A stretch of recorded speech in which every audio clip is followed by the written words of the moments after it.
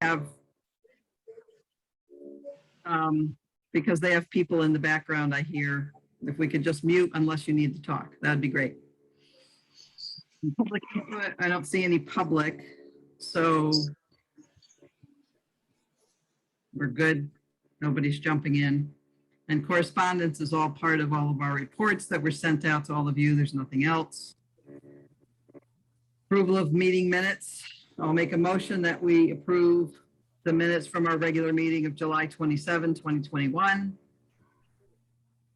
Second. Roy seconds. And everybody had a chance to read those because Kathy sent them out with the agenda last week. Anybody have any changes or on anything else that they notice on the minutes that need to be updated? All in favor? Aye. Opposed? Good, thank you. So just a quick update. We did have our discussion meeting on whether we're going to have in-person meetings or virtual meetings. We decided to stay virtual for the month of August. At our next meeting in August, we'll discuss again and decide what we're going to do for September. Just so you know, starting tomorrow, the Municipal Center has gone back to mandating people to wear masks, especially when they're entering and exiting the building, in the hallways, and actually requesting people to keep them on in their offices, et cetera.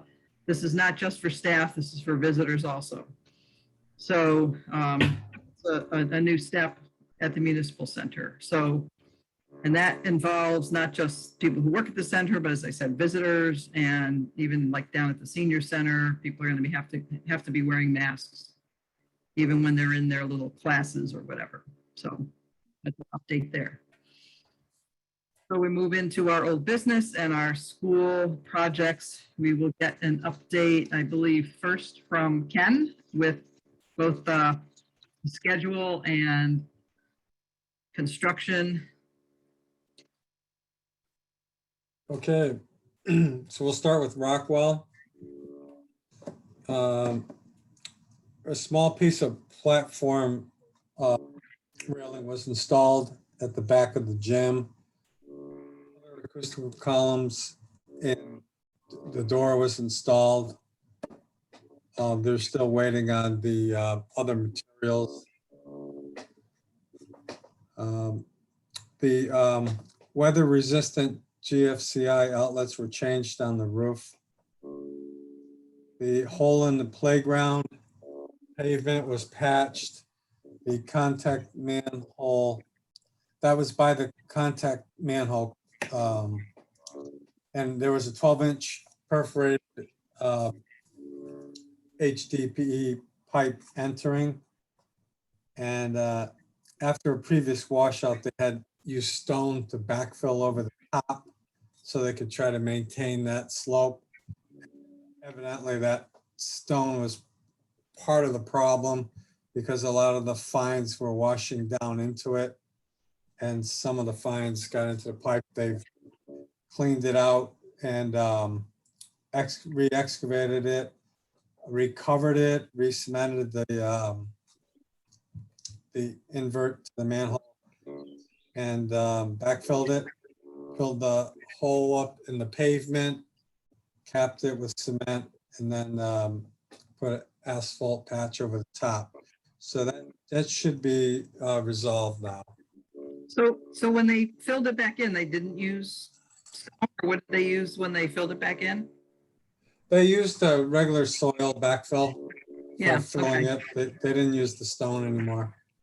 Right. I mean, a stone is great because it kind of creates more, you know, a quicker drainage, but it also does create a problem with washout. Right. So hopefully that's done. Good. I have a question. Hey, Ken, Yep. should we notify the town that some of this debris may be farther on down the line in one of the other catch basins? No, because of that contact, it's about, I don't know, 12 feet deep. And the way it works is it almost has like its own filtering system. So the sediment, if sediment gets in it, it actually goes down to the bottom and it's probably a good point, because the town at some point is going to have to provide maintenance to these. There's one at Johnson as well. You know, if you look at a YouTube video of how they work, the plastic and paper debris and stuff all float and they stay there and they don't go into your waterway system. But you do have to pump out the sediment from time to time. So I don't think it's going to be a yearly thing, but that's what they recommend. Yeah, they're actually doing that right now on Maple Avenue. They're That's they're what they're pumping doing. out the drains. Yeah. Yeah, because I went by that and I saw the long hoses and the company and everything. I thought, well, what are they doing? So there are ones in towns that have to be pumped out periodically for the same reason. Yeah, Yeah. right there on Maple Avenue where it always floods. That's what Yeah, yeah. happens. That's why I'm wondering if there anything that we generated from Rockwell, is it farther on down the line? But Yeah, I'll mention it to Bobby. Yeah, this has a real deep sump, so it would not have gotten into the. Oh, okay. pipes. That's good to hear. Thank you. Yep. So the 3-foot bus canopy exterior light was installed. And then we've been working on the other punch list items throughout the school. For the schedule, there's a question on capping the existing water main that we sent in. Just want to make sure that it's acceptable with the engineer, what was planned. I don't know, Joe, have you heard anything back on that one? I haven't, but I reviewed it and I'll send in the response tomorrow. Okay. So the basketball pole and backboard board has finally been shipped, and they were going to probably pick it up today, and I would think that it'll be installing it on Monday is what he told me. So, you know, maybe he'll get it sooner, but I'm Monday it's going to be installed. We're still waiting on the sound panels at the chiller. I thought they were going to be this week, but I don't have confirmation yet from him that they're in. And then Encore Signs is going to be here tomorrow. So he'll be installing the plaque at each school, and just some various signs that he has on his punch list. For Johnson. So wait, before you go into Johnson there, Ken, can I ask a question about at Rockwell, when you're talking about the chiller, acoustical columns, et cetera, PO panels remain? Is that you were saying that they're still waiting for something to be shipped? Is that? Yeah, they're in fabrication, Okay. and I was just waiting on a ship. They were supposed to ship this week, and they were only a couple days out after they shipped. So I did not get that confirmation yesterday or So you don't have today. a So you don't have a due date on that, not on it yet. but you're thinking it should be soon because it's not that far out. I do. I think they'll probably be in at the end of the week or early next week. Okay. And so for Johnson, the platform seating railings were completed, and the weather-resistant GFC outlets on the roof pedestals were completed. The lightning protection vertical conduit at the school sign moved over, and we've been doing various punch list items. The paper's been in. We've got the flooring guy coming in Friday. We have a meeting we got a mason coming tomorrow for Rockwell to start finishing off his punch list. Then the other mason for Johnson on Thursday. And so for the remaining items on the punch list, we're bringing the people in and meeting with them this week. And, you know, we basically, we had the guy refinish the floors at Johnson, the wood floor today. So he may still be there sealing the floors. Mhm. So that'll be done. We've got a couple things there. We got the basketball hoops that we're tending to get those fixed. And he's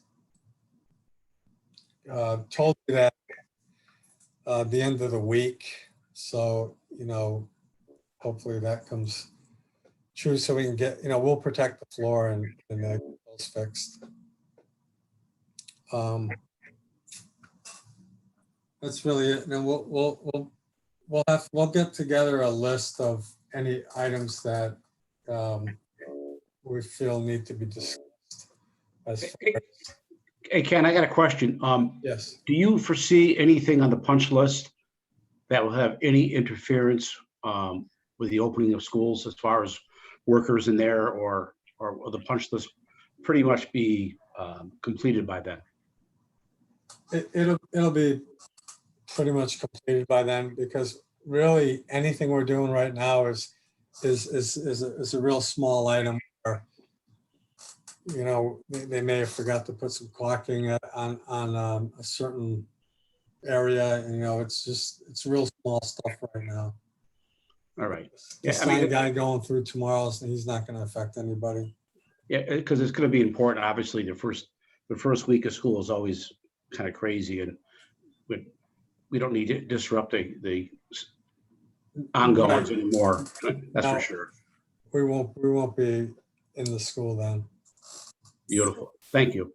Nancy, I don't know if it's now or later, but are we get a status on like what the status of the CO is? I was just going to ask about that. So, Okay. so Ken, where are we with the lists that you've gotten? Well, you've had ongoing lists from both Chris Bolton and Tom Galliford. And at our last meeting, we talked about checking in with planning and zoning and land use and Beth Cavagna, and then with Laura Vasile of Health Department to see if there were any outstanding things that they had. Because again, obviously they all need to sign off in order to get the CO. So where are we with that? So I spoke to Beth from Planning and Zoning, and she had a few items. She was concerned about the conservation mix used on the slope and whether that's what it was. So I'll verify that from our landscaper. And then the dead trees on top of the hill at Rockwell, she's concerned about those. So that, I'm not sure what the situation, some of those trees look like they may have been dead for a while. And I don't think they just died. She's concerned about those. And I gave Laura Vasile a call. And she seemed like she would get to the schools, but she just didn't know when. And, as long as we had her list, which we did take care of last fall, or springtime anyway. And then Chris and Tom, I've scheduled a walkthrough with them on Thursday, August 19th. It's going to do it sooner, but Tom is going to be out for a few days next week, and he's got to recuperate, I guess. So it's going to be the 19th of August. So do we need to talk to Laura and Beth at this point, or because Terry and or I could do that. Well, I think that Laura and Beth both need to give Ken, either if they still have ongoing lists of things that need to be either they need to go out and check them, or like Beth needs to go out and check something, or Laura needs to go out and check something. They've got to do that. They've got to make a plan to do that. If there are lists or items that they have that they see that are either incomplete or incorrect or whatever, then they need to give that as quickly as possible to Ken, so Ken can then get either answers for them or get the situation remedied. You know, that I think about the trees. I've seen the trees up in the top of that. It's the bus loop slope up on the top there. There are a bunch of dead trees up there. And if she's not going to sign off because those trees are now dead, then the town's got to get together and cut those trees down. So we need to know if that's going to be an issue ongoing with Beth, and Ken, you got to talk to her about it. If that's the case, then we've got to jump into doing something about it. And, Sure, I'll give her a call. and I think she indicated to me, Nance, that that she thought it was a result of the blasting, I think. But I mean, were they all alive to begin with? I mean, that whole slope was, you know, vastly disturbed when you think about it. That whole area is, you know, a lot of stuff was cut down initially to even create all of that. So if we have to do something about it, we got to make a plan to do something about it. So, and with Laura, Ken, I guess you're just going to need to find out from her when she's going to come. You know, see if you can pin her down. This is kind of the time when everybody goes on vacation. And, you know, right now the schools are literally closed. Supposedly nobody is there working because they're trying to get things ready for schools opening. Although I see cars there, so. So it might be a good idea to have Christine walk downstairs and say, hey, Laura, Yeah, No, kind of put a little fire under her, because she has Yeah. a tendency to procrastinate. but I think that Ken needs to do it because she needs to meet with Ken, not with Christine. Right, but getting a little bit of a push. Well, then, Ken, you need to give her a push. It needs to be from Ken. well, how about this? Because I talk to Laura almost every day. How about Ken pushes her and I'll just mention it. Good. And I'm Okay. happy to touch base with Beth and mention it and make sure she's connecting with Ken. Because if those trees are gonna be something holding us up, like I said, we've got to do something about it. And when I drove through today, I was noticing just in so many areas, you drive through the whole entire school complex. I didn't go in down every driveway or whatever, but you drive through and you see, you know, Berry School, the high school, et cetera.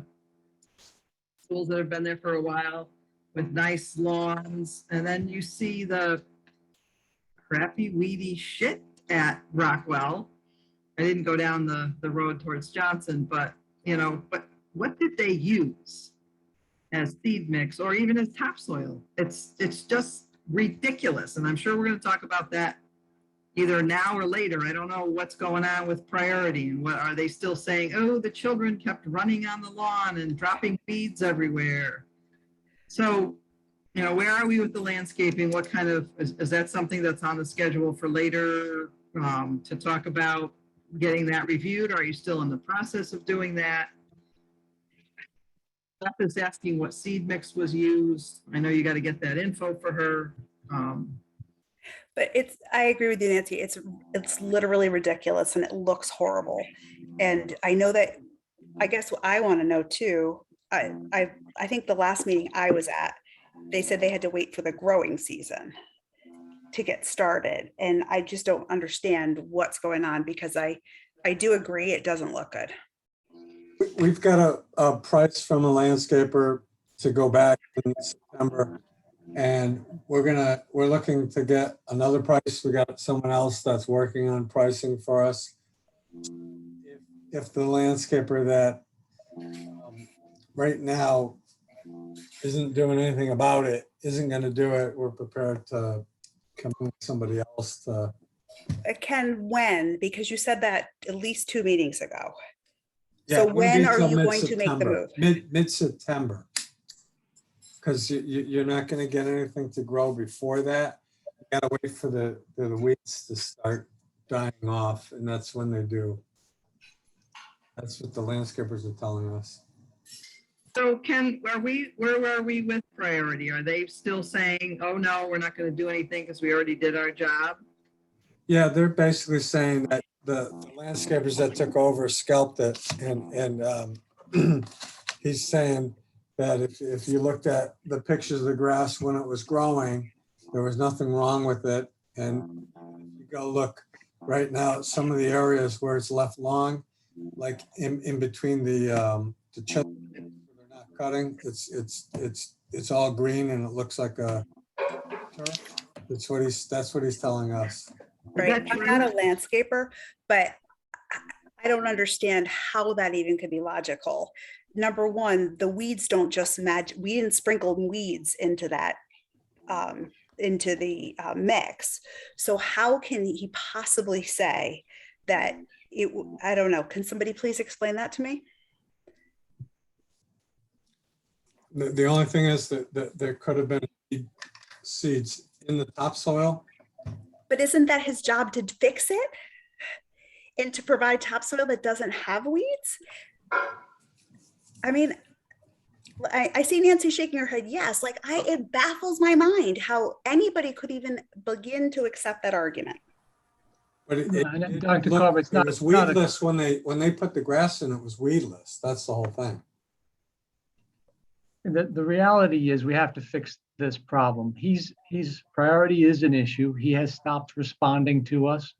We've had our attorney reach out to his attorney so that he can understand why it is to his benefit to respond to us. In the meantime, we're getting pricing to do the reseeding in the fall. All of the landscapers that Ken's talking now want that ability to say, okay, I'll do this during the growing season because they know that's when they're going to be successful doing it. No one wants to do anything to it right now, unfortunately, which we'd love to be able to say, yeah, let's bring somebody in right now, do it, and we'll deal with priority as we have to. But that's where we are right now. The best course still is if he does it and he repairs it. We had tried to work out something for him to prove his point. He didn't even take us up on that. So, at this point, we're continuing to chase him and get additional pricing to repair the problem. So Jim, what will he actually do? Will he actually take up the whole topsoil and reseed it, or will he kill the weeds and try to regrow grass more firmly to establish it? Well, what the other landscapers tell us they'll do is they'll wait for the weeds to die off and then they'll overseed. And at that point, then they'll have, the grass will take in that September growing season. So at the end of the growing season, heading into winter, when it goes dormant again, you'll have a nice lawn. So Nancy, just so the committee knows, I was going to send before school starts, a little renovation update, and I was going to specifically talk about the site work and say that we are addressing, like the committee is addressing it, so that people know that we realize that it's a problem and it's going to be fixed. I think you have to, because it does not look presentable at all. Right. There's big bare spots too in some areas. There's weeds, there's grass, and there's bare spots. And it's all in the areas that have been redone around both Johnson and Rockwell. And like I said, you go by the middle school, you go by the high school, you go by Berry School. Everything looks, and it's not like it all looks green and lush because there's grass and weeds. It's just a whole lot of grass and clover, which is always a good thing, but not a lot of weeds. So then what do we do with priority in this situation? Like, other than some small retainage, do we owe them money? Can we withhold money from them?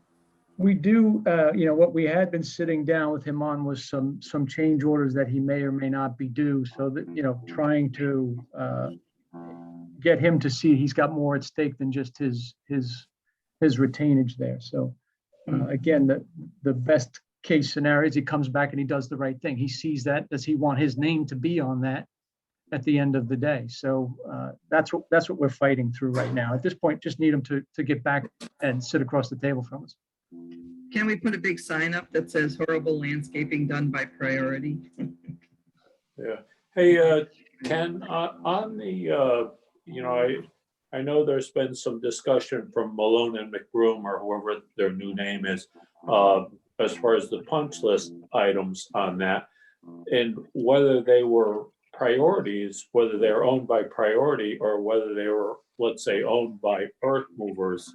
And I'm thinking of the area on Rockwell on the front slope of the park lot is there, with that extra bump in there. Have those items been resolved yet from Malone McBroom as far as to see whether they complied with the plans or, just double checking on that. I haven't heard them come back with anything on that, but that's what the contractor's stating, that he believes that there was a shelf.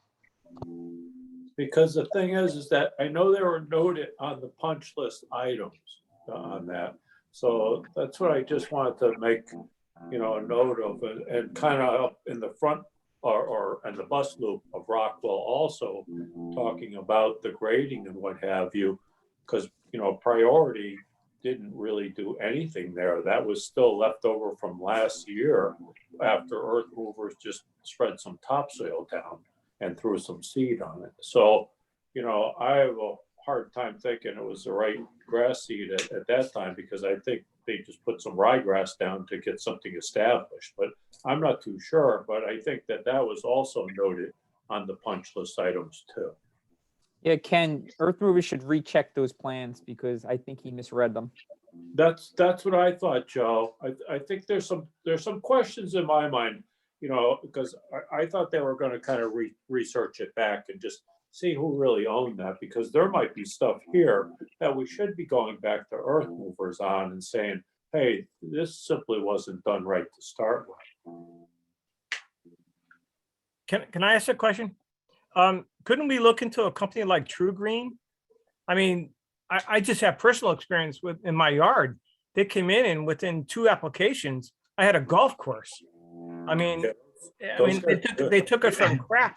We are limited to the chemicals we can put down, Bob. True Green would definitely work, but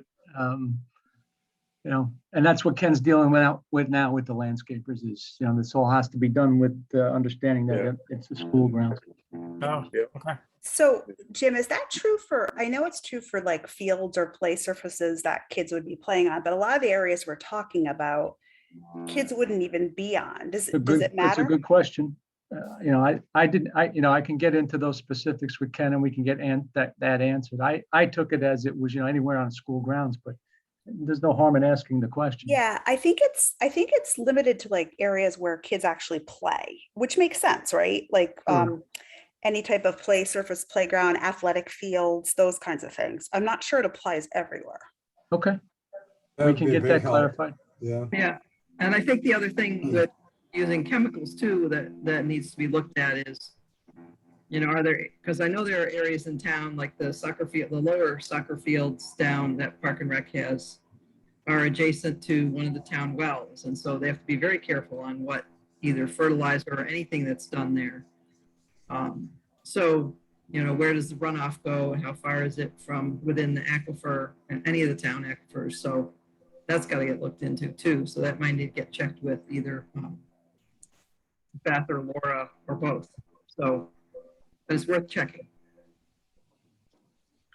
Great. So with Ken, you mentioned earlier, Ken or Jim, I can't remember which, you mentioned Priority saying, early photos of the grass shows it's growing really well. Who has those photos? Are they out there? Have we seen them? Or is Yeah, that, I have some. and is it growing well? It's right after they planted it. That's when they started fertilizer and everything is on. Yeah, okay. And it went through winter, so, I'm not speaking about the stuff they planted this year. Right. And he was bringing it up like, everything came up perfect and, he's got no problem because he believes that it was cut too short and that's what caused all the damage. And we had dismissed it within Nancy because it doesn't change what we have now, which is unacceptable. So, True, right. He was using it as a defense, again, none of that changes anything. It's still got to get corrected. So. Right. Yeah. Okay. Thank you. About the soccer field, because I know that there was some concern about the compaction, how deep was the topsoil and what mix was used on the soccer field. And have we gotten any place with that? We're talking with Earth Movers on doing the same thing, correcting that with some overseeding and some more fertilizer so that that can turn into a grass field.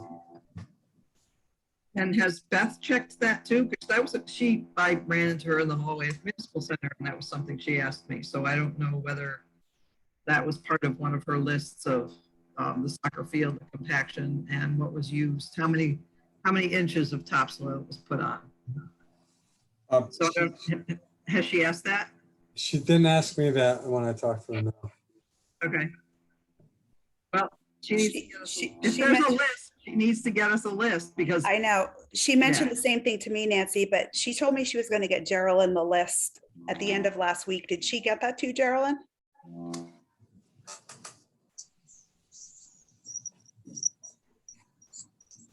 I haven't heard from her and I've reached out as well. Yeah. So I don't have a list. She's busy, you know, but it's true that we really need something in writing in order to respond, in order to get people to respond, in order to have something to check off when we ask for the CO. So I'll reach out to her, you'll reach out to her, Ken will reach out to her, we'll all reach out to her. Yeah, Terry's the best one to get, Beth. okay.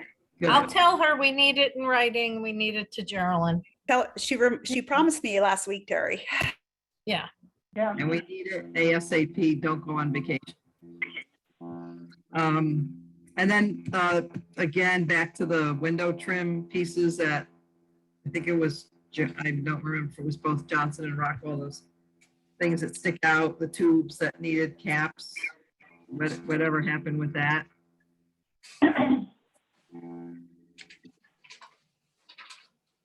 That would be Ken, I guess, and Joe. I'm sorry, I didn't hear you. What was that? The window trim, you know, those rectangular pieces, two pieces that stick out, the window trim. Oh, the caps. Yeah, He said he was going to be making those, and I did meet with one of his guys last week to show him what we were talking about, because some at both schools. so there's some at both schools, and are they all on the first floor? Are there some on the second floor? Is it, Yeah, both. Both. okay, so they're gonna make them and get them installed? Yes. Okay. Anybody? I have one question for Ken. Hey, Ken, back to the punch list. I spoke with Dr. Carver about those pinholes in the floor that you and I looked at Saturday. Yes. And that's really not I'd prefer you don't even touch it anymore. Because if you Okay. put any type of little cap or any type of little caulking in there, it's going to be noticeable. Because right now it's not noticeable. Yeah, you'd have to know where to look right now. Right, that's what I told Dr. Carver. It says Right. it's not even something to waste any time on. Is that in a terrazzo floor or is it in a? Yeah, they're little pinholes, almost like a little nail hole. But a concerned citizen saw it and Yeah. So, and how did they end up? Were there something drilled in the terrazzo? Was it the way the terrazzo was? And is it the old terrazzo or the new terrazzo? oh, It was where the wall is, right, Bob? that's correct. But they had that temporary wall separating us and them. Right. Right, right. A couple of the nails went through, but it didn't break the concrete, I mean, the terrazzo floor. It just made a little pinhole. And a couple more waxings, you're not even gonna know it's there. Yep. Okay. Yeah, you're right, Bob. If you start to try to fill it even with some kind of something that matches the color, it's gonna stand out more. Yep. And it's not causing any issues, correct? No. And then when Ken I didn't even see it. And when Ken pointed it out, I says, that's not even an issue. Please Yeah. put your time on something else. Mhm. Okay. Does anybody have any other questions for Ken or Jim on the, both either the schedule or the construction progress? I have one question. Hey, Ken, Sure. what's the status with the alarm? Did you contact Accurate or United Alarm? Yeah, I spoke to Joe this morning and explained to him that we're probably gonna need another week. And I also spoke to Ferguson, and they're coming back Thursday and Friday. Okay, So we should be all set by the end of this week. okay, very good. That's both schools, right? Correct. Okay. So it sounds like there are some things we're still waiting to have delivered, some things that still need to be installed. If you've been working through the punch list with different contractors, bringing them in and making sure they're on. And as John mentioned, we don't want to be waiting till the last minute. We talked about this at the last meeting. Don't want to be waiting at the last minute to get everything done, whether it's part of the CO or not. They only have a couple weeks before schools open, so I think you got to be pushing there, both Ken and Jim. And if there's any info that you need to get, Joe Collada, Joe, you got to get that. If they sent you any RFIs or whatever, you've got to get that to them as soon as possible so they can get things completed. And so we need to push all the different building officials, building, fire marshal, planning and zoning and health to make sure that they get us their lists so that we're getting that stuff done too. Staff's back the week of the 23rd. Staff is back the 23rd. I mean, they're coming back now anyways, but they're officially back that week. Yeah, I saw a bunch of cars at Rockwell. So, and when's the first day of school? The 30th for students. The first official staff day is the 26th. Okay. So Ken, I'm sure you have all those dates. Yes. Either that or Christine will tattoo them on your forehead. Make sure I you think have kindergarten orientation is that week too. I'm 90% sure, right, Terry? That's when they I bring all know the parents. freshmen, but yeah, freshmen are the 19th. Yeah, but I'm not sure in kindergarten or I'm not sure. Pretty this sure kindergarten. it's that week. Okay. So that's speaking Rockwell.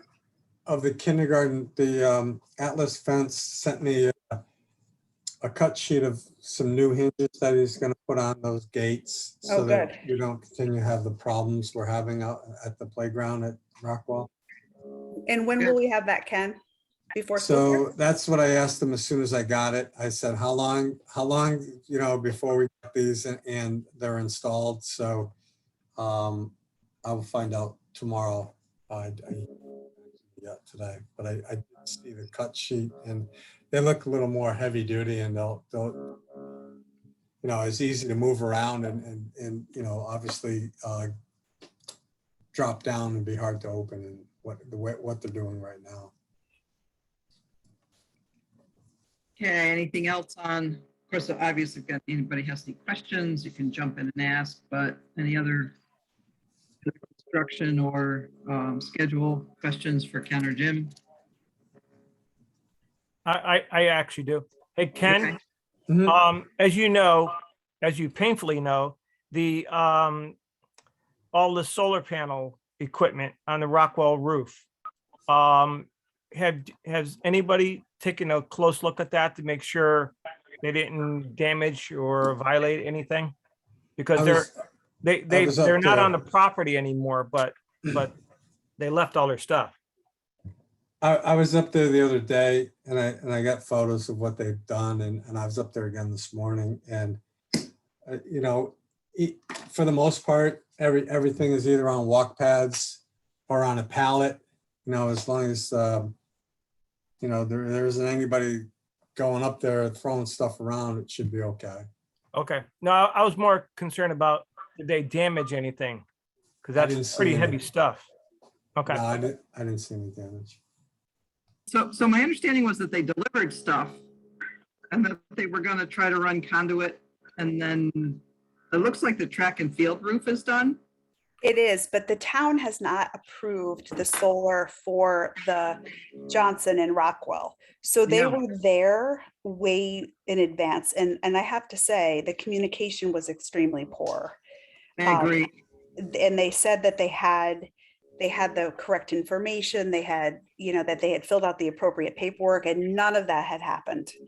So Bob knows and our custodians know, do not let them in until we have verification that they're supposed to be there. And I don't even know when a town meeting is scheduled for. I think the town meeting's in a couple of weeks or something like that. Okay. I thought it was sometime in August, but I'm not sure. But I haven't seen it posted, and it's just a regular town meeting. It's not like a referendum or anything like that.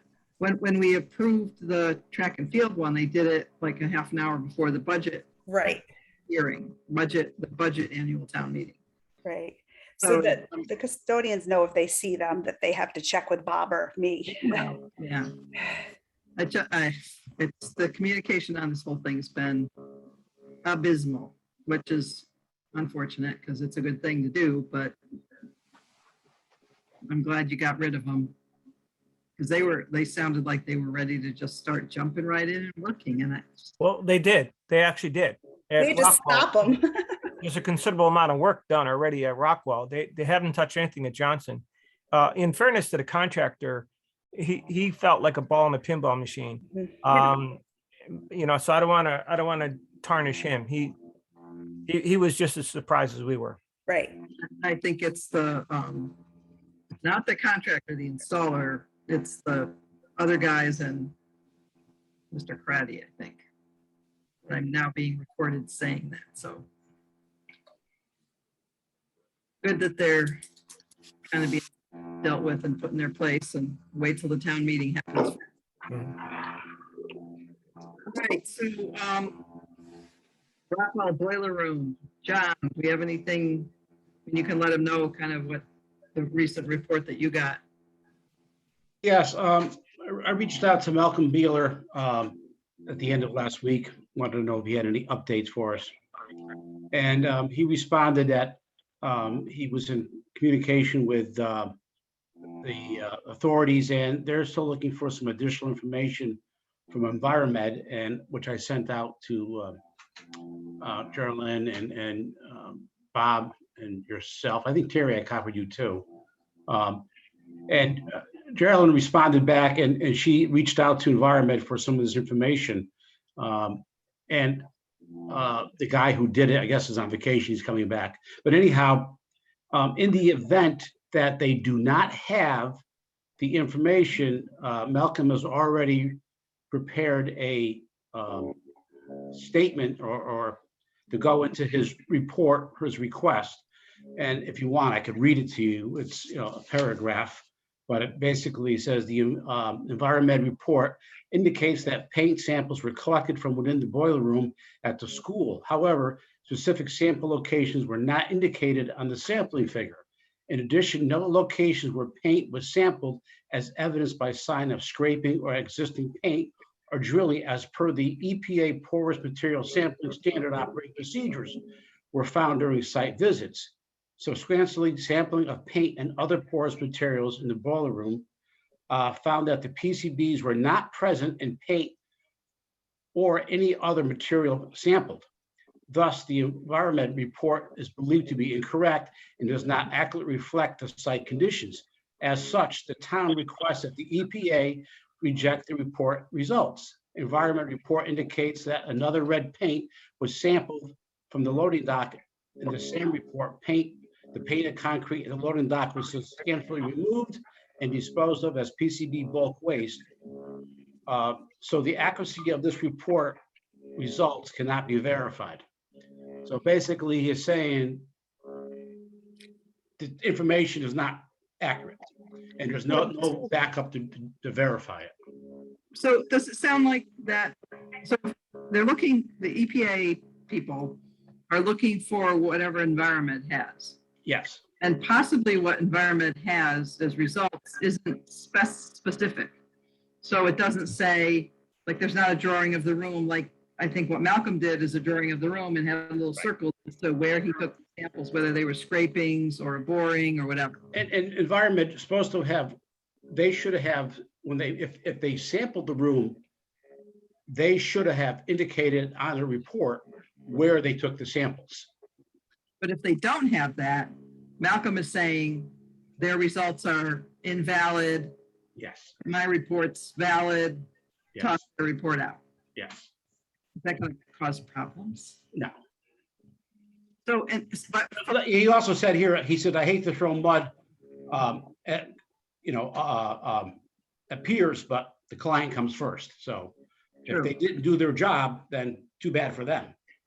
But it sounds too like from what Malcolm wrote, that if they took some scrapings from the loading dock and they took some scrapings from the boiler room and maybe some other places, that it might have been a different red paint. Yeah. Yeah. So that's a possibility.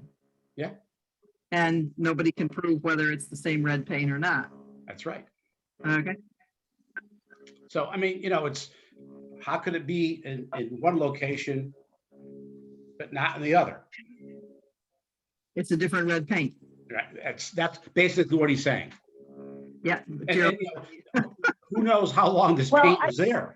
Yeah, and that is true because we sampled a lot of floor paint, because every time a subcontractor saw red or gray paint, they said, stop work, and they had Rizzo call up Enviromed and sample paint. So there was plenty of paint sampled that did not have the level of PCBs that the test from the boiler room showed. So that is true, it could be a different red paint.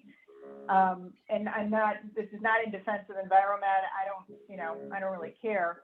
Their original explanation, though, of both that red paint in the boiler room and the red paint that was also hot in the old electrical room was that their assumption was it was not the paint, but that there was some equipment that had at one point off-gassed enough PCBs that it settled into the paint, and that's why those tests were positive, not because the paint in itself had PCBs in it. So, yes, so our hope is that Enviromed has, when the technician returns from vacation and they can look into his records and ask him to identify where did you take that sample in the boiler room?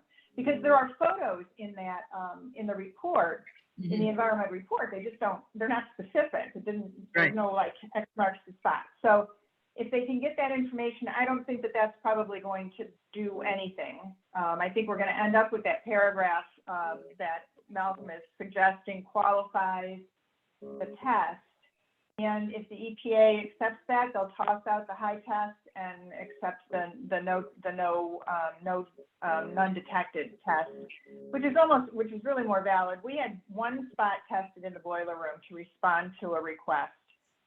Malcolm took 25 samples, in that same area. So I think that also works in our favor in terms of having the EPA accept that testing. It's the sampling is just more robust.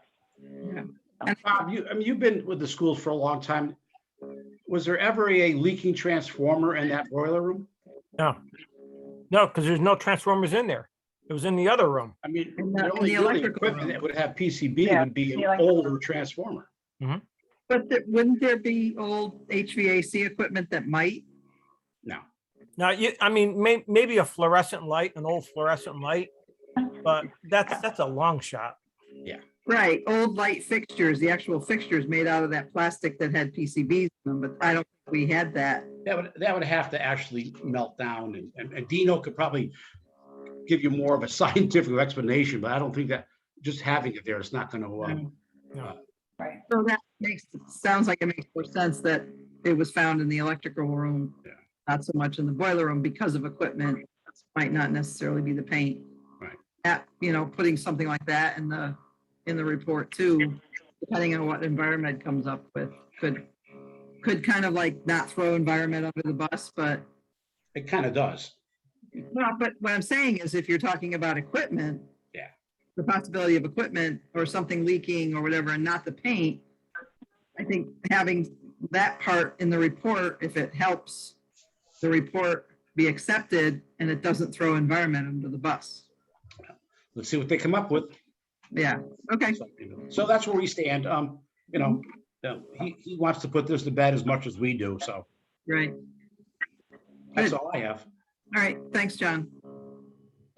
Federal tax credits. We have no decision on that. I had a phone conversation actually with Marty Lawler asking about that because the company that is kind of like the representative, I suppose, that's helping ESC with all the paperwork keeps contacting Bob Kozlowski, wanting to know what's going to happen, and said that they have to file their reports by April 15th. And I asked Geraldine about that. She wasn't aware of filing deadlines because we were thinking that they were putting the building into service in 2021 and wouldn't need to file reports, but maybe they're filing in 2020. I don't know. Geraldine, do you have any input Yeah, yet. I don't. Yeah, the law reads the tax credit needs to be applied for in the year the building goes into service, which, as you said, for us, we think it's this year because they didn't finish commissioning and, and testing all the systems and signing off on all of the systems until this spring. And so my assumption only is that they're working with an old date and using like last year when, when that phase or when that TCO was issued, before school started in the fall. I think they just might be using a different date. So we do need to come up with something. We should meet before our Yeah. next meeting, and but I do think that we did agree that that Ferguson was not qualified, so to speak, to receive any of it because they didn't do the design work. They did the installation, and that's not what you get tax credits for. But that ESC, who did some of the design in the parts that they worked on, would be eligible to receive some of the credits. We just have to decide what percentage we're giving to them. Okay. Budget. And ta-da!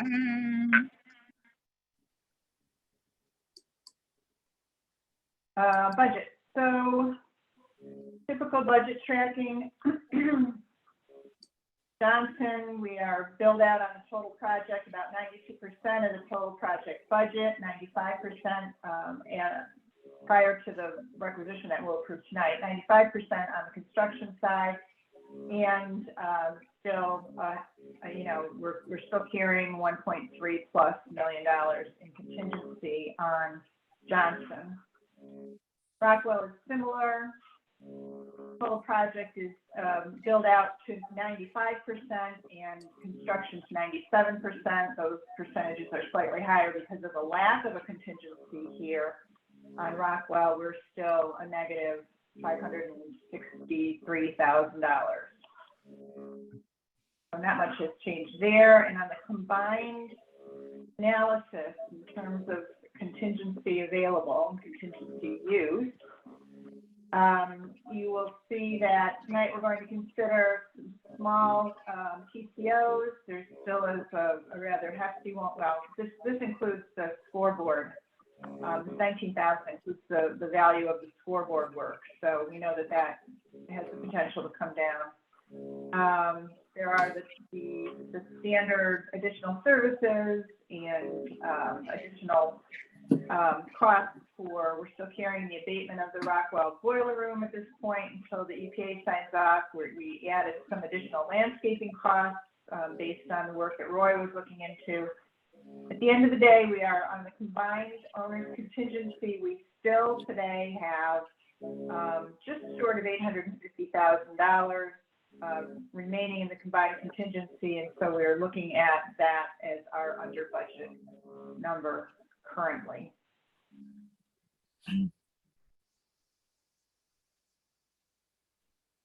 Any questions? Nancy, and Roy is here, right? Are we going to talk about the landscaping tonight or? I'm available to. I sent the proposals out, so I don't know what the feeling is of the committee. Okay. We could talk about that during the change order parts. Roy, did you send them out to everybody? I sent them out to the subcommittee. I actually didn't get them to the full committee. So. Okay, well, when we start talking about change orders, I think we can I could talk to it. see about taking a look at that. Is that included? Was that the? I don't know what those real numbers are, but we were carrying about $25,000 here in additional costs. And that's for what we were talking about, the ad, not remediating the existing landscaping issues. That's correct. Correct. Okay, Nancy, can I ask you a question? sure. Is that scissor lift still in play or is that coming off? It's on there. Okay, It's on there. so that's my target number, right? Not to exceed that? if I can get some quotes for it. Well, if you haven't yet, you might want to do that soon. Well, I was under the impression it was gone, so I was surprised to see it. All No, right. it's been in there the whole time. Okay. And quotes would be helpful because I think I pulled that number kind of off the internet. So if you got some quotes, we'd at least have a real number to include here. That's pretty close. I actually seen a couple, 8, 9, around that range. All right. Is that something you can get off the state contract list? That's a Terry question, but Oh, okay. So we'll find a number for you and get it to Geraldine Okay, so that you have a good number in there. okay. Does And that- I can always, yeah, once we get the quotes, I can look and see on the state contract list whether, even before that, what vendor is available. Because even if it's a good price on a state contract list, but it's a crappy piece of equipment, then, Yeah, you almost always do better getting real quotes. So that would be my recommendation. Anything else on budget? good. So we're going in Uh, change orders now, I think. Yeah. So on change orders, we have 3 construction change orders at Johnson, 1 at Rockwell, and then we also have a quote for additional IT equipment. I think that I'll start with that one. So this quote was provided, it was solicited by David Airy in IT. It's with the district communications, IT kind of consolidator, HP Communications. We discovered, I think actually Ken or his team realized late in the project that the projector that's hanging off of the wall in the gym at Rockwell did not have a protective cage around it. And in checking on the drawings, it was not called for. Now, the one at Johnson in the gym does have a cage around it. We talked with David about whether one would like a cage around the equipment in the gym, and everybody agreed yes, it would be a good thing to protect the equipment. So IT solicited this quote for $1,891 to provide and install a fairly large size cage around the projector that's hanging off of the wall in the Rockwell gym. Okay, I'll make a motion that we approve that. I don't know if I call it a change order or not. It's part of the FF&E, right? Additional It's an IT, it's a technology change order, really. technology change order to install a protective cage around the projector in the Rockwell gym in the amount of $1,891. Who's the company it's from? HB? Is this HP Communications. HB Communications. I'll second it. Roy seconds it. Any other information or questions anybody has on this? Sounds like a good idea. Because if we don't do it, it'll get smacked. Yep. All in favor? Hi. Opposed? Anybody abstain? Done. David does. Oh, David Horvath. Horvath, okay. David Horvath has joined us. Thank you, David. Thank you.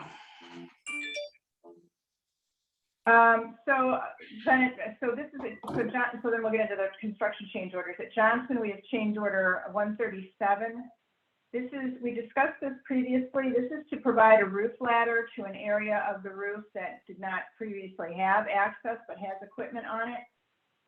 The original form of this change order, I don't remember the amount, but it was higher than, when we discussed it, it was higher than $8,000. Ken went to, I think instead of using probably QSR or somebody, went to the roofing contractor and said, can you get a ladder and install it? And the roofing contractor needed to do, repair work or structural work to the roof anyways in order to install the ladder. So this was a more cost-effective approach to providing that ladder.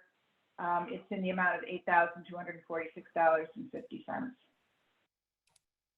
So I'll make a motion that we approve change order number 137 for Johnson for the additional rooftop ladder, both the ladder and the installation, in the amount of $8,246.50.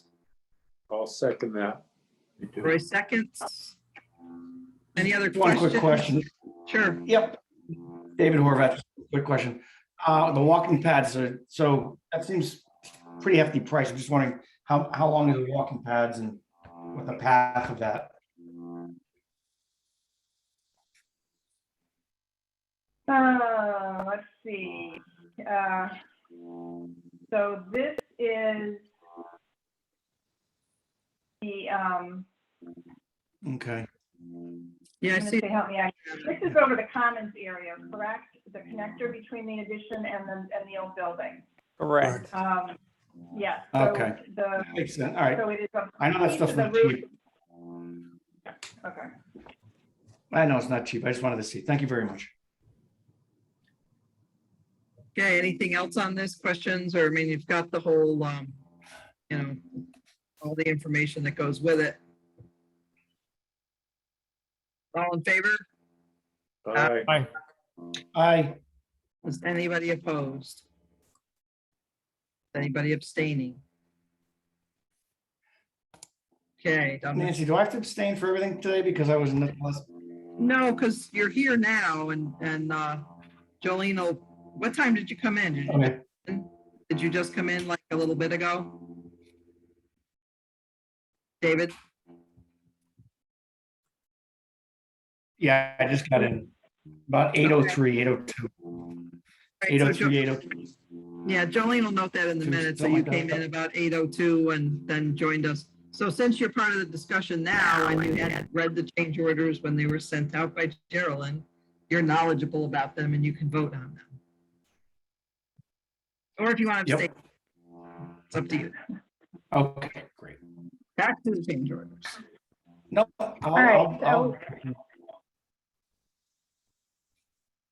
So change order 138. What is going on? I don't know if anybody's memory reaches back, but probably about 2 years ago, as change order 35, you approved the installation of fire-rated vertical and horizontal shaft walls in the life safety room at Johnson. This was fire protective construction, essentially, to protect cabling and sprinkler pipes and other things above that ceiling. Well, it turns out that work was never done. So this is a credit to reverse change order 35, to reverse the charges of change order 35, because this was work not done by Verdi originally. And we will, right after this, look at a change order to add spray fireproofing in lieu of the hard construction of the ceiling. But this is the credit for Verdi for the work that was not done. So a reverse of $7,186.84.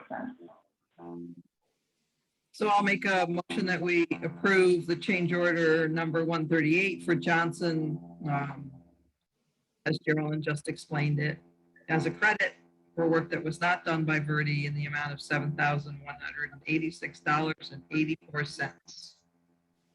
Second. Got a second from Dave Olson. Any other questions about it? All in favor? Aye. Opposed? Abstain? Done.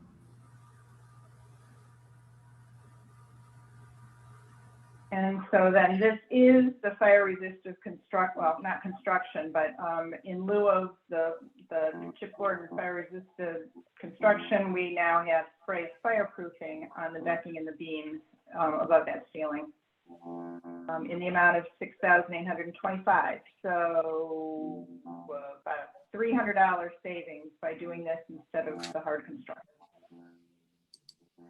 And what's the change order number? Sorry, 139. 39, okay. Didn't know if it went in order or not. I'll make a motion that we approve change order 139 for Johnson School for the fire spray on fire proofing in the amount of $6,825. Second. Got a second from Roy. All in favor? Aye. Aye. Opposed? Done. And Jolene, you have to reflect in the minutes that Bob Germanero just signed off because he's got to go someplace early tomorrow morning. So, but we still have a quorum, I believe. 1, 2, 3, 4, 5, 6. Good. Okay. Since Dave And Horvath we have- joined, so Yeah, Dave Horvath came in, Bob left, but nobody else left. So we had a quorum of, I think we had 7. I think we still do. Okay. This is for Rockwell, right? This is for, yeah, we have one change order at Rockwell, number 130. This is for additional screening material needed to enclose the chiller. And the reason for the change was that I think the size of the pad changed due to field conditions. Yeah. We had looked at this once before. This is, again, an effort by Rizzo to be more cost efficient and ordering the material from a different vendor, but QSR will still install it. This is for additional materials at the chiller screen, $2,063.25.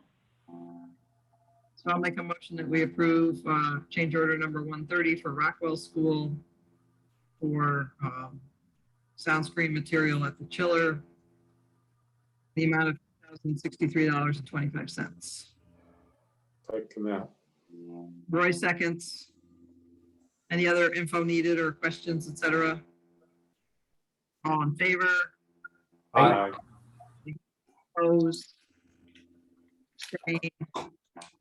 Done. Now, Nancy, do you want to talk about the scoreboard change order? We Or should, wait till next? well, we should, I think what you were saying early on is we might need to look at it so that we don't hold things up. So, Yes, it's sort of up to you.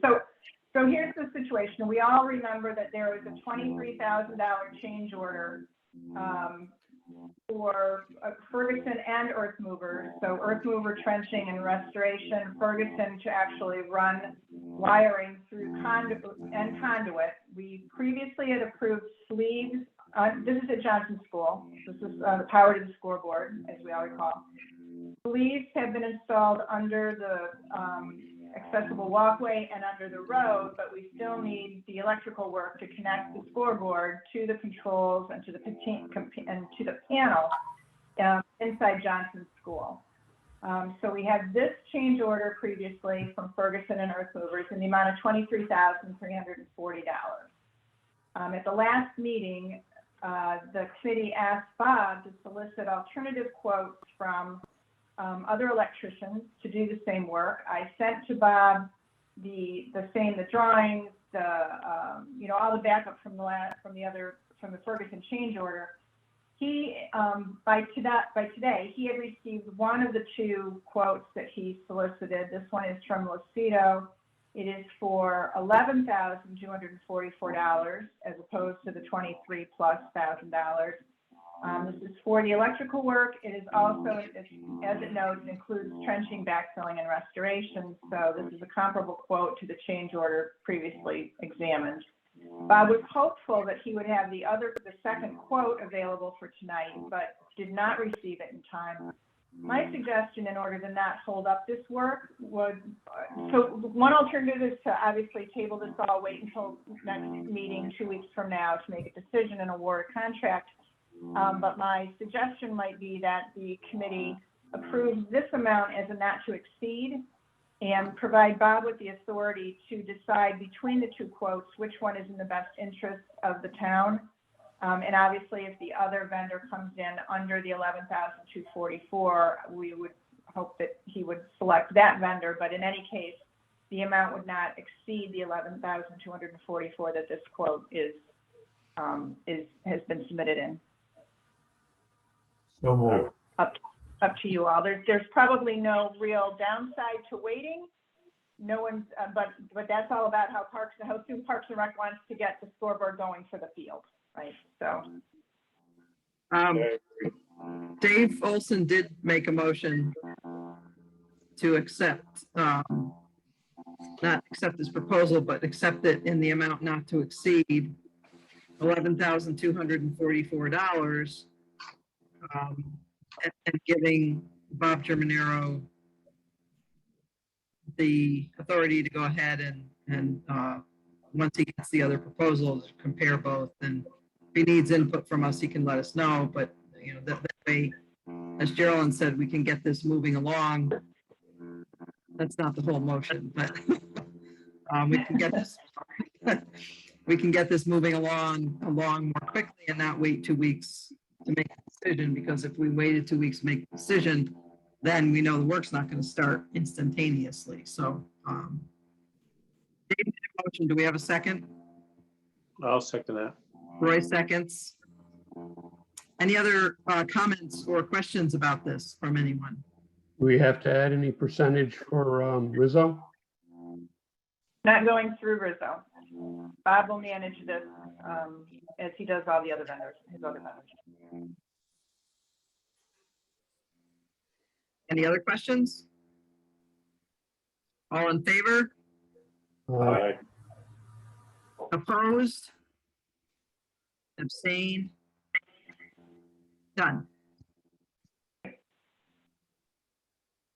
That's it for change orders.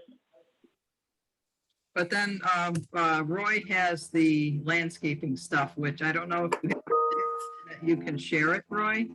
Yeah, I could do a review of it. The committee had met 2 or 3 times out on the site and looked at the 2 areas that would need to be re-landscaped. The first area by Rockwell School, as you go past Rockwell School on the right-hand side, all the way going up to the middle school there, it's removing the stumps, wood chips, and topsoil, those areas where needed. Erosion control, there was a couple catch basins that had to be raised up. Install new planting materials on the steepest of slopes. After I'd gone through it with Eileen and the committee, we've gotten it necked back quite a bit. That most of the area Eileen could cut. They do have a very good mower that climbs steep slopes. So we went through what areas they could cut. So basically, it's going to be cuttable with a lawnmower. So that was the first area, and we checked some pricing. Site and building. We checked some pricing on that, and I got a proposal from Pete from Sunburst Landscaping, and that came in at $29,950 for that area to be done. I also asked them to price the next area, which is from Johnson School. Basically, it's what you look at if you were on the entry of Johnson School, looking towards the middle school on the slope towards the parking lot up there. That area is largely overgrown, wood chips, etc. It'd be the same thing. Stumping it, wood chip up, debris gets hauled off, erosion control gets put up, topsoil gets put down, and the steepest areas where that cannot be cut, they would put again some plantings on it and heavily mulched and hydro seed the whole area. That area, after going through it with Eileen again and the committee, we felt that most of it can be cut, and just the steep areas we would landscape. That area came in at $34,500. That area is very much in tune to why it wasn't included with the original scope of work on the Johnson School. I really don't know why.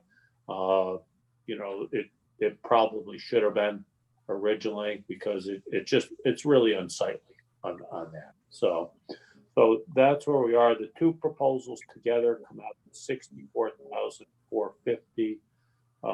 It's just priced with Peter Descala at Sunburst, mainly because they do have a good reputation, and you know they're reliable, and you know I know that they can get the work done. They have the horsepower to get the work done.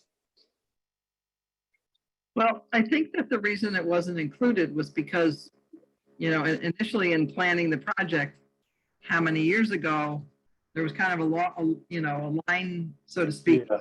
around Yeah. Johnson as to, and around Rockwell as to how much of the space was going to be dealt with as part of the project. So it, you know, what obviously wasn't included because of that. And I know it's something that, you know, at least that area next to Johnson on the left side of the, you're going past Johnson, it's on the Johnson side. You know, John Menti had mentioned that way earlier about getting that stuff cut down to make it look nicer, but, you know, never really decided to include it in as part of either the landscaping part of the project. And neither area was. I mean, there's many areas here. Most of the areas that we're talking about that they can't cut with the mowers now is really because it's just all heavily stumps, and you know, just the stump removal alone. And you know, once you get that removed, most of the area and re-landscaped and growing again, most of that area can be cut. Right, and it wasn't, I mean, however many years ago that was just Right. not landscaped at all. It wasn't seeded, there was just fresh stuff growing up there for how many years? Right. And it was cut, the one side was cut a couple of years ago when we first got started, but then it started growing up again. And again, not included in the project, so I don't know. I know you sent around a plan, which I think I forwarded to everyone. Yeah. I don't know if I saw this proposal though. Yeah, I didn't send it to the full committee. I apologize. So I can forward this to you, you know, tonight or tomorrow on that. So at least you have it. So I think we probably should do that so everybody can see it, so it can be discussed more in depth at a meeting. You know, if you looked at it with Bob Dibble and with Eileen and came up with some good, Yeah, as far as where to do plantings, where to do grass, et cetera. that's what we spent a lot of time on this, Nancy. Got a lot of input from everyone, from Bobby Right. and everyone. And you know, the plan was reviewed quite a few different times with them. And I think everyone is generally very comfortable with where we are now. And we feel pretty comfortable that this can all be cut. You know, most of it can be cut. The rest of the area will be heavily mulched for that. We're hoping that the shrubs will work their way up before the weeds come through, which we think will happen. Right. And Nancy, could I share a couple of things? So, Sure. So when we were up there, we were pretty honest about the areas, and you know, the area across the street at Rockwell, I had shared with John and Roy that, you know, that's been an issue for a long time. And that if the board needs to take care of that piece of it, you know, we're fine with that.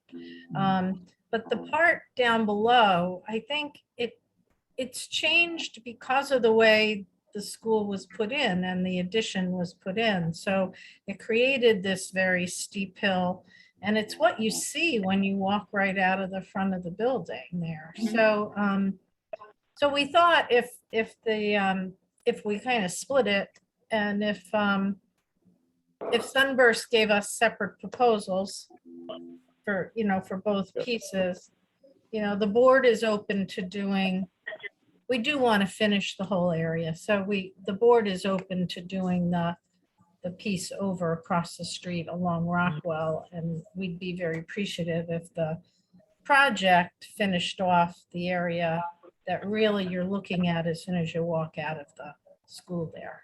Yeah. So this is obviously much more than what Geraldine was carrying in there too, right? Yeah. Here. Geraldine Well- doesn't have a piece in there for this, right? This- Geraldine? So, yeah, so I was hearing 25,000, and if the agreement, if the proposal is to spend the 34, that's only have this project cover the Johnson portion of it at 34, that's not so Right, much, you know, Okay. it's not much more, you know. Right. it's yeah. more, but- So, I'll forward this proposal over. I apologize on that. I'll forward to the entire committee. Or actually, I'll forward it to you, Nancy, and then you can just push it to everyone, okay? sure. I mean, if people feel more comfortable just dealing with it now, you gotta let me know if you think you wanna look at it and.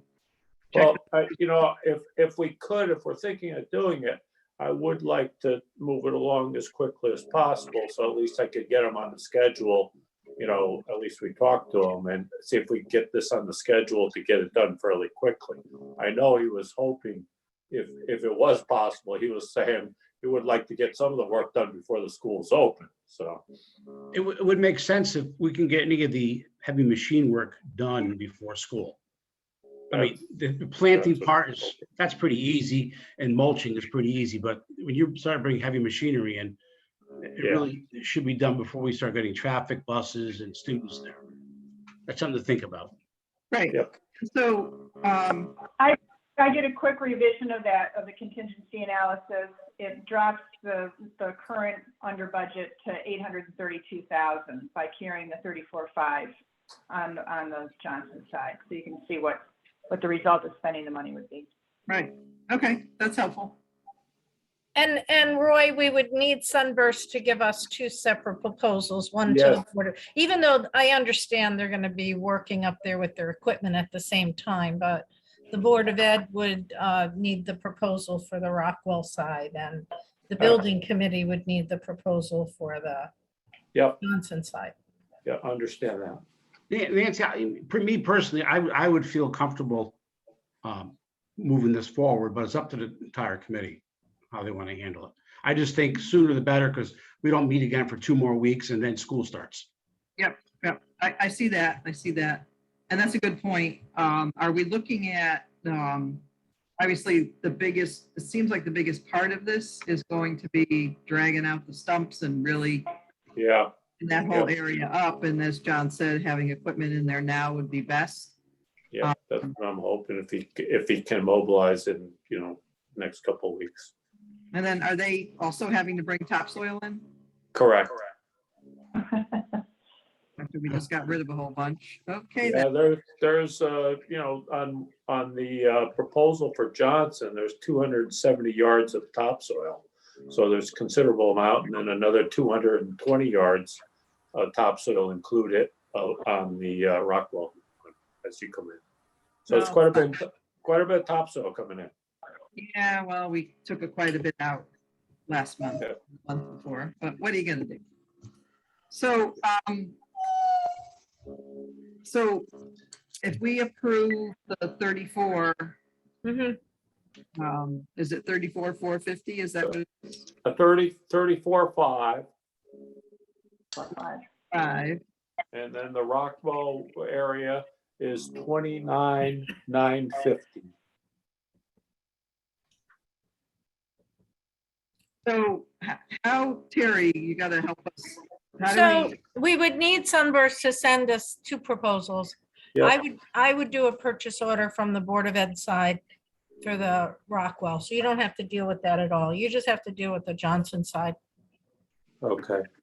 So is the proposal just broken up into two pieces? It's just not, you don't have two separate ones? Right, I'll we just need have, them to make them separate. Yep. yeah, okay. I'll have them do it, separate, one to the Board of Ed on the, you know, area, you know, on the first area, Johnson area. And then the other one to the town or to. Correct. You know, to the building committee or whatever. Yep. So if we want to approve that 34.5, we'll need a motion to do that. I'll make a motion, we approve the amount of $34,500 to Sunburst Landscaping for the landscaping work at the Johnson Elementary School. Second. Dave Olson seconds. Any other discussion on this?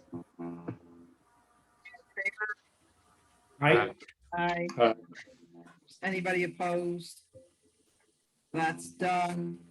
And then, I don't know, do we need to approve the other one that through the board, of Ed, or are they just gonna send it to you? No, All right, Okay, good. Okay, thank you. thank you very much. Yeah, Yeah, thanks. I'll get- thanks. Can for I doing just it. ask Terry a question? Nancy, Yeah, go can I ahead. ask Terry a question? Yeah. You have a separate account for that money? Well, we're probably gonna end up taking it from the 1% account. Because we have a very small maintenance budget this year. But I have Okay. plenty of money in the 1% account for that. Okay. And you know, it really does, it's such an eyesore, that area. It really does finish off the whole complex in that part of the complex. I think that's been a problem for many years. You know, Eileen's gone in there and tried to fix that Rockwell side, but without getting the stumps out and getting it done right, she just can't maintain it, and we're asking way too much of her to do that. Yeah. Yeah. And Well, you're just ruining- hope that it's maintained and it doesn't get out of hand again.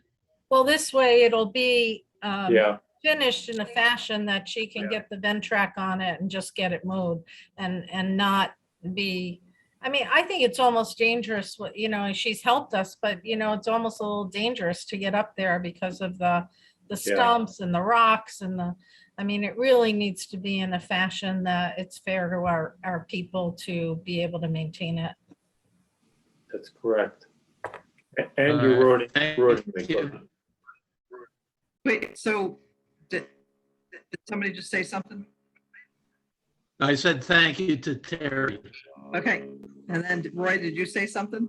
Well, I just said along the same lines that Terry was saying, it's really ruining the equipment when you try to run the equipment up there over the stumps. Yeah. We watched that going on too, so. Yeah, yep. Okay, all tough stuff. Thank you. right, good. Thank you, everybody who worked on this. Next on our agenda. So we don't have any other little pending change orders or things that we need to look at or, okay. So our professional services, additional service requests. We are still in a both review and, as I mentioned in our last meeting, kind of an explanation mode to the first selectman and town attorney who's gotten involved too. Checking everything out, making sure we're going in the right direction, getting everything done properly. So we're working up some responses and still in progress and still in process. And I think we need to keep carrying those numbers, Geraldine, because we're not sure what direction we're going in with those. So we're going to keep on the cost analysis and keep them there for now. And I don't know if anybody else has any other input or questions about that.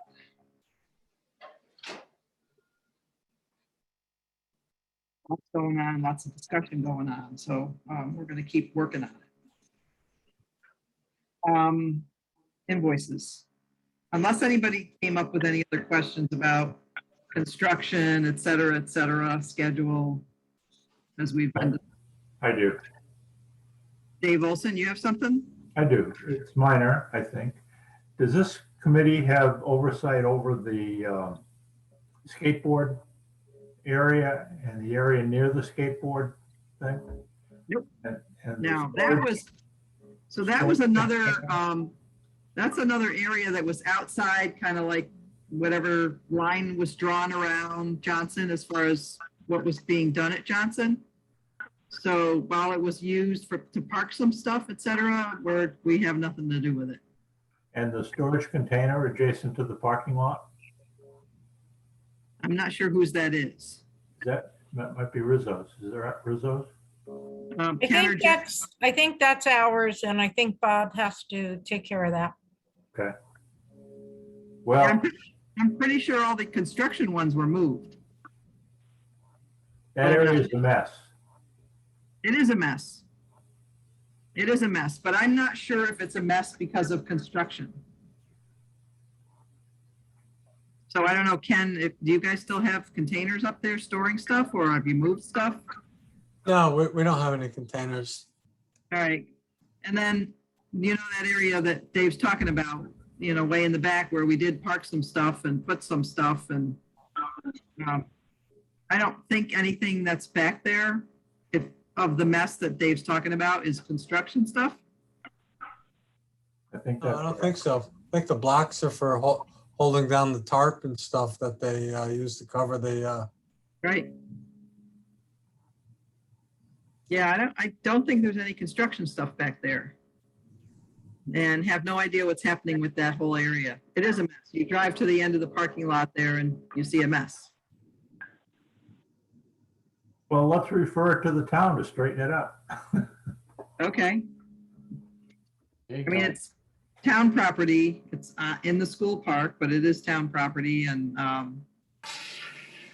yeah. Oh, I just thought of something. What's going on with the power of the bocce courts? Oh, so that would have been a question for Bob, because again, he's directing Los Cedo. They were starting it 2 weeks ago, so I would assume it's. I heard they were on site today, but I assume that's what they were doing, because unless they were doing something in the schools, it was having them finish up odds and ends in the schools, so I'm not Yeah. sure if they're up there. Okay. Well, yeah, but that would have been a question for Bob, but I just make sure that was getting taken care of too. Because I'm sure that because it involves some electrical stuff going out of the school, may be a question that both fire marshal and building official may have. Probably. Nancy, if you have a few of these questions outstanding, if you wouldn't mind throwing them all in a email to Bob and I, and that way we'll make sure we get you some answers. Yeah, it's more, like I said, if it becomes, or if it's going to be a part of something that either Chris Baldwin or Tom Galliford are looking to make sure is done in order to get a CO, and there's not just like wires hanging out or it's incomplete, that may need to be looked at. But I Yeah, appreciate you're right. Dave Olson's comment. I mean, his comment is when you guys are, because you're almost there. So when we're wrapped up and you walk away, you want the whole area to look finished. Because people don't understand that, and it would reflect back on you. So if you have any concerns from the committee, just, send them to us. And Bob and I will figure out. I know some of the containers are ours, and he's already heard that he's got to get them out of there. Okay. Geraldine, did you have something on any of that? I was just going to say that the connection of the bocce court wiring to the panel hopefully has a separate permit, and so that might, while Tom might ask about it, it shouldn't hold up the CO even if they're not complete. That work is outside of the scope of the renovation.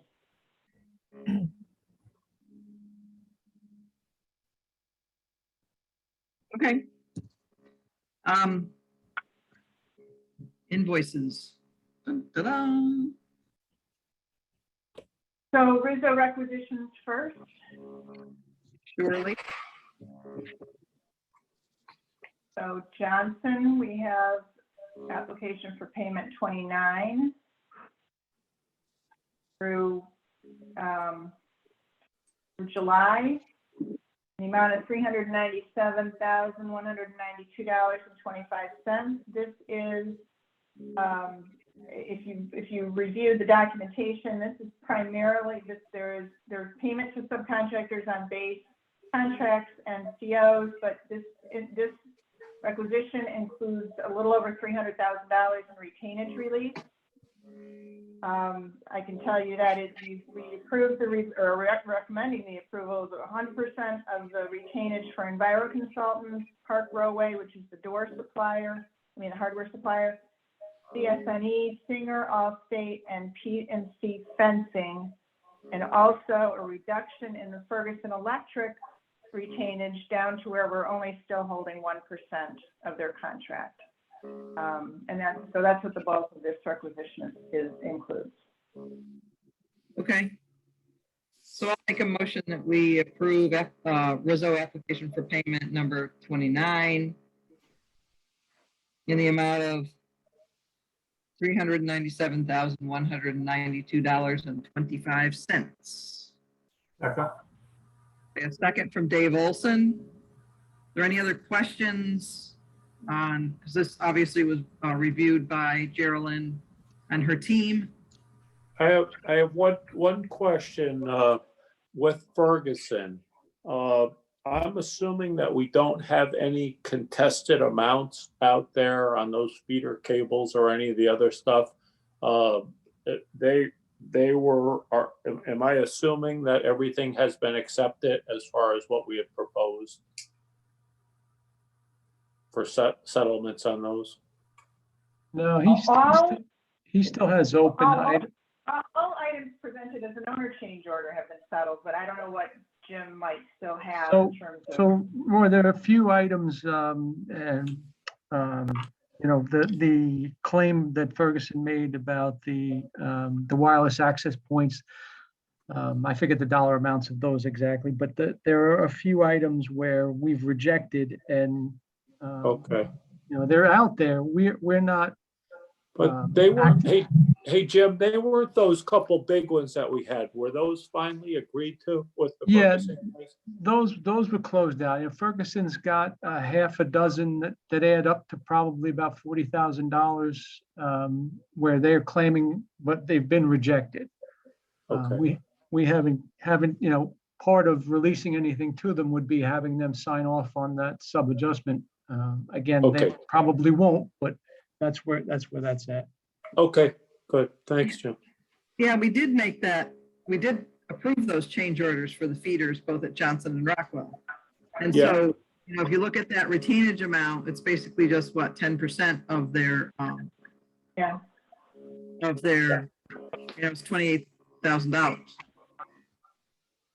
And then what Jim is talking about isn't in here at all. It's claims that they're making saying, oh, we're owed this. And I guess the biggest one, as Jim says, is the wireless access points. Well, that's fine. I'm glad we're resolved on the other ones. So are there any questions or Yeah, comments? for Ferguson, Jim and Ken, did they agree to seal the exposed IT wiring He on the punch list? an alternative method, but I haven't got that back from him. Okay. So is that something that's still, like, they're supposed to do that? That's part of their contract amount, or is this another sort of change order that they're going to put in? This would be part of their contract. Yeah. But they haven't done it yet. Correct. Is it more than $28,000 worth of work? Ken? I don't think so. No, not the Shouldn't be. amount that we're talking about. Okay. Good. Anything else from anyone? All in favor of this, approving this? Aye. Aye. Is anybody opposed? Anybody abstain? Done.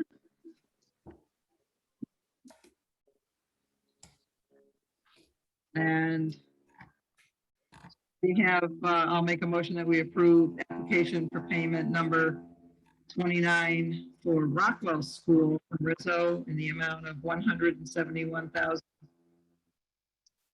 and $816.08. And again, there's pages of documentation plus, so there are some retainage releases here too, Geraldine? Yes, so that we're releasing 100% of the retainage for CSNE, that's partitions and locker, toilet partitions and lockers, small amount. Young developer to the roofer. And also reducing, again, Ferguson Mechanical and Ferguson Electrical down to a 1% retainage. So still holding some back, but paying them off on some retainage. And the balance are, again, change order payouts and 100% of contract payouts. And young developer finished everything on the Rockwell roof as they were supposed to. And we do Yes. have their warranties and everything, yeah. Okay. And Second. Yeah, I got a second from Dave Olson. Does anybody have any other questions on any of this?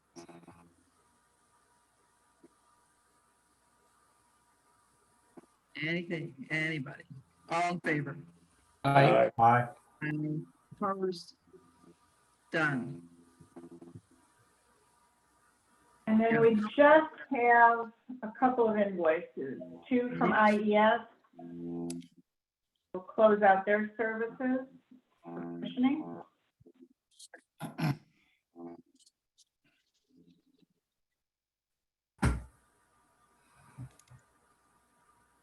So I make a motion that we approve invoice from IES, invoice number 15952 for Rockwell School in the amount of $2,000. Second. Second from Dave Olson. Any questions, comments, etc.? All in favor? Aye. Aye. Opposed? Done. Actually, oh, yep, you're right, okay. This is Johnson.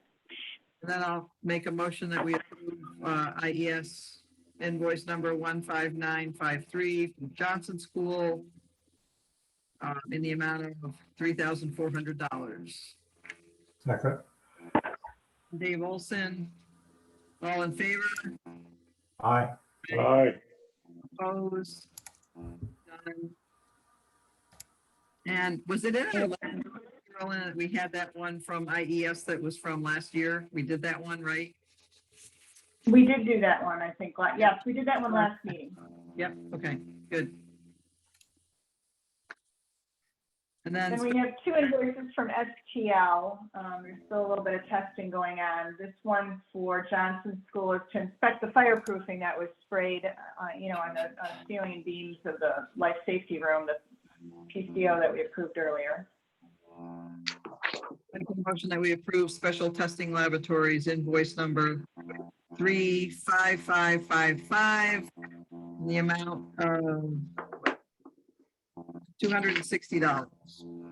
Second. Dave Olson seconds. All in favor? Aye. Aye. Opposed? Done.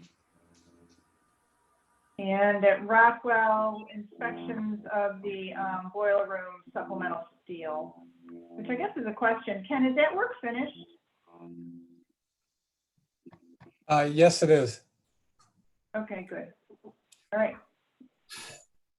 So special, make a motion, we approve Special Testing Laboratories invoice number 35554 in the amount of $440. Second. Dave Olson seconds. So again, back to Ken, Geraldine just asked if it's completed. And so is it completed and all the, is this all the support, pipe supports and all that? Yes. And it's like everybody's good with it, all the engineers and the calculations and, We have we have a sign off from STL. okay. All right, good. All in favor? Aye. Opposed? Aye. We're good with all the invoices now. Yay. And I think that means we're done. Unless there are other questions or anything else has come up on anybody else's mind on our school projects. Heavy sigh. Who was that? Okay, so we're done with school stuff for now, until our next meeting, obviously. We've got some info that's going to be sent out and we're looking for hopefully some closure on a bunch of different things, not just construction, but outstanding reviews of things that we need to keep working on too, including tax credits, additional services, et cetera. all the rest of the public site people and Jolene all need to stick around because we have police station and municipal center renovations to talk about, but Joe and Ken and Jim and Carolyn, I think we can say goodnight to you unless you have anything that you need to ask us about or want to let us know about before we sign off. I'm all set. We're all Thank good. you. Good night. Thank you very much. Good night, everybody. Thank you. Everybody else. All right, so police station. I forwarded the field reports, both the one that was done at the end of July and the one that was just done the other day, to everyone. If you need to look at them while we're discussing, Jolene would have to make me co-host and I'll have to call them up and find them. But I did send them around to everyone. I hope you had a chance to look at them. Pretty much what came out of the first report was a lot of pictures from, and these field reports are done by Hoffman. So Hoffman, having issued the original report of we should do this, and then everybody, you know, we had Becht, town hired Becht, the Masons hired their people, everybody agreed we're going to do this. So the final say, so to speak, on completion of it is up to Hoffman. Hoffman is including Brian Humes in all the correspondence because Brian wants to see the field reports too, but it's up to Hoffman to sort of say, yep, we're done, or no, we're not done. So in the first report, there were some areas that Hoffman called out saying, because it was the primer coat plus the first finish coat, saying, you know, here's some areas with some pictures saying this doesn't look like it's covered enough, etc. And the second report saying that most of those areas that had the second coat got covered and looked fine. And then that day, and I was in the morning, because I went up in the afternoon and everybody was gone already.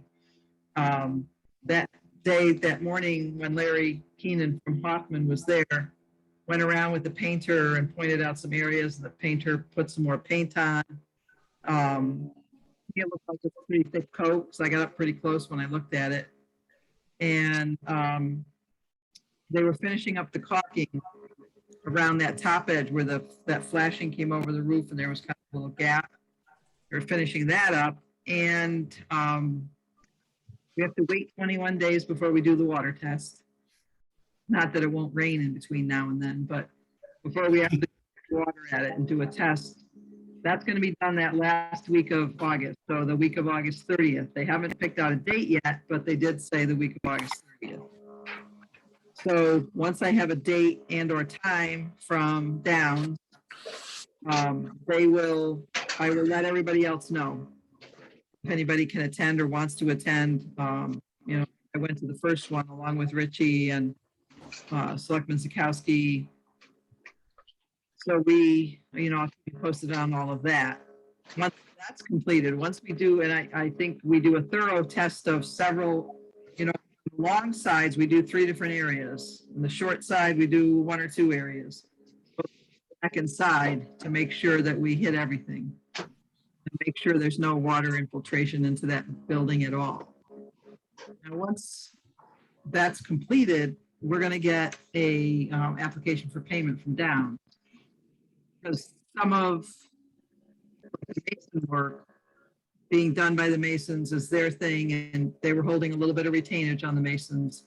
They'll probably release that retainage. Some of the other work, like applying the coating, is going to come out of the Downs contingency. And then we'll also have, I had an email recently from Brian Humes asking if we could pay his invoice because we still owe him $10,000. And I told him that we were looking to complete the firing range coating first and make sure that there was no more leaking before we address that.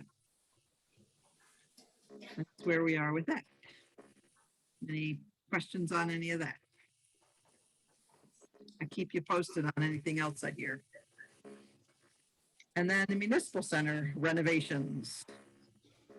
And I'll just give you a little quick, and then John and Roy, if you can jump in. And as I said at the last meeting, John and Roy met with Peter Eckert, the architect, to take a look at both the whole locker room area and the plans that were completed for that, and then the GP room lobby and the plans that were completed for that. The town is slated to receive a grant money, and it's something that we don't have to apply for. It sounds like it's coming to the town gets it, the town gets to use it for, and it doesn't necessarily have to be construction, it could be upgrading an IT system or things like that.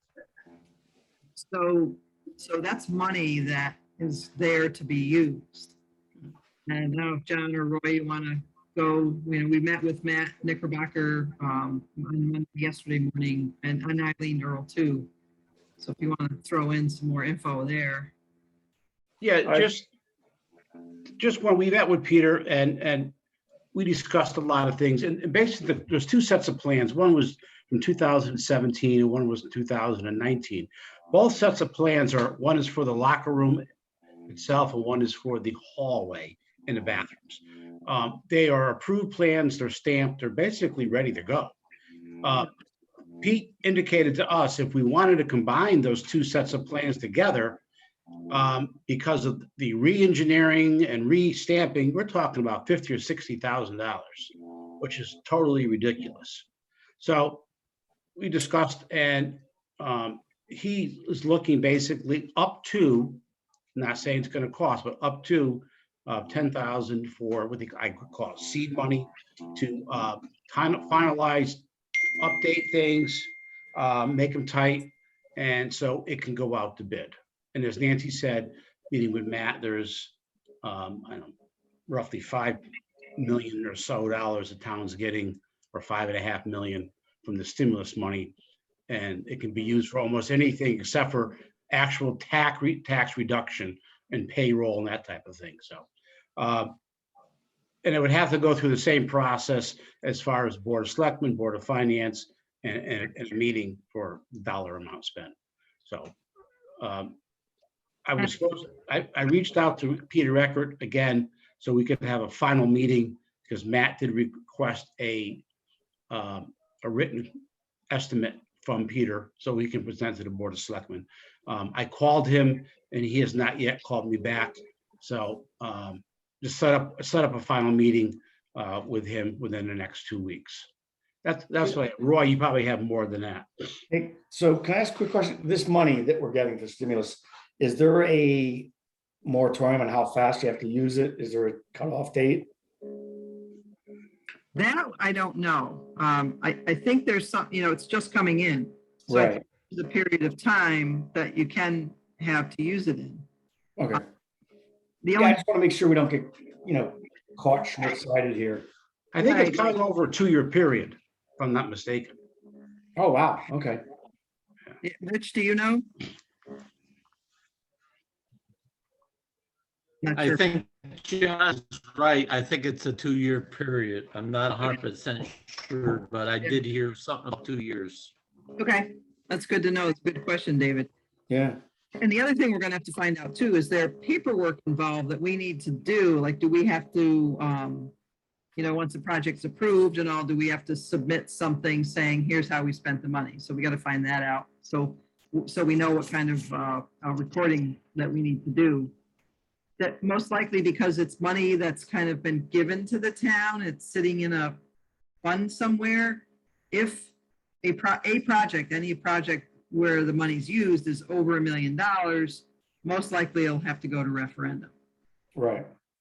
And so it's not a reimbursement type grant. You don't spend the money first and get reimbursed. The money's like, here's the money, but we still have to look at that as spending. So they've given it to the town. It's now the town's money.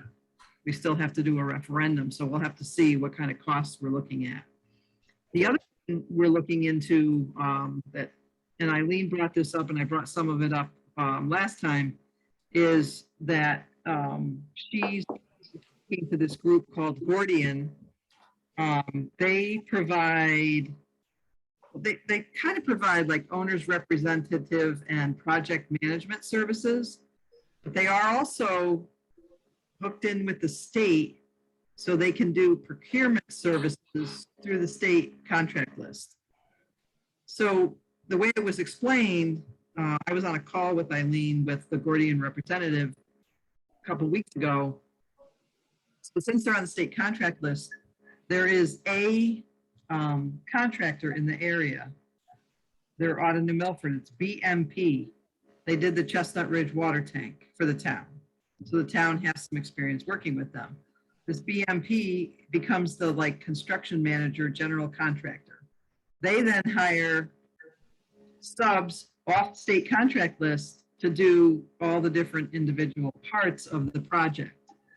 And I assume that those contractors then procure toilets and doors and things like that off the state contract list.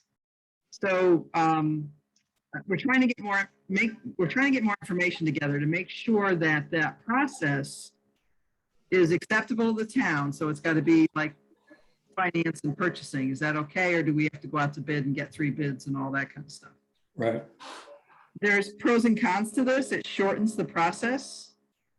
I think we can get, into getting the whole thing going and getting it done more quickly if we didn't have to do a whole like RFP and et cetera. But are the bids, are the people that you're getting competitive? Are you getting the best?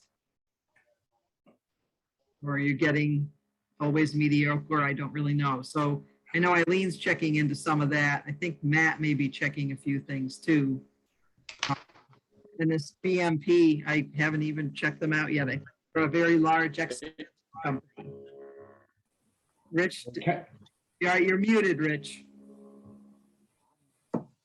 You go. BMP only did the site work for the water tank. They weren't the general contractor on the job. Okay, so they just did the site work because that's what they do. They're state and excavation. But if they're the state approved, it goes through the COG, through the Council of Governments, the State Council of Governments. So if they're the approved contractor for the area, I'm not quite getting how they run the job. You know what I mean? Yeah. You kind of wonder if you're locked into like good contractors or not, and how they're going to get, Right, and again, I expressed concern when we met, when John and Roy and myself and Eileen Earl and Matt met yesterday morning. I expressed concern of who's going to run the job. right. We need somebody to be the project manager. Does the Gordian Group do it? Because I don't want to be doing it. Eileen doesn't want to be doing it. Roy doesn't want to be doing it. It's like, as a committee, we have our role, so to speak. Running the job directly isn't something that we should be doing. I agree. We're gathering more information on that, but it sounds promising as far as getting the plans ready and getting, having the funding in place and getting the job done. Just want to make sure we have the proper procedures for procuring people to do the work. Absolutely. Okay, so I think that's it for this meeting. John Menti, what do you have to say? Make a motion, we adjourn. That's the best thing I added all night. Good job, John. We need a second. Can always count on you, buddy. Dave Olson seconds. All in favor? Aye. Good night, everyone. Good night, Good night, everyone. everybody. Be safe. Nice to Thank see you. you. Bye-bye. Yep. Thank Good night, you. everyone.